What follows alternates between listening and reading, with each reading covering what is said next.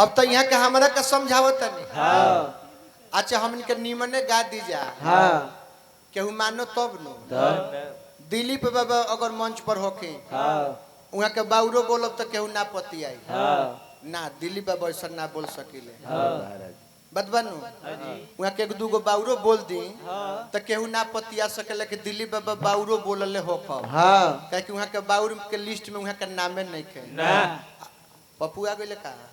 आजा मंच पर आ हमनी के रात भर निमन बोलत रह जाई जा दोनों आदमी आ काल रुआ सवेरे जाके केहू से कहब कि काल अजीत हल चल अभियंता आई रहल एक शब्द केहू बाउर नहीं खे बोलले एकदम साफ सुथरा गनई भइल बा रउए के लोग लागे डांटे का कही चुप रह तू जानतर साफ सुथरा गनई भइल होई लंगड़ा आइल होई आ उ सरवा बाउर ना बोले सन होई ना लोग कही कि लंगड़ा आइल होई आ उ सरवा बाउर ना बोले होई ना सके वो मालूम ना होई नाम अपन बाउर में कहले बनिया कहत निमन गाव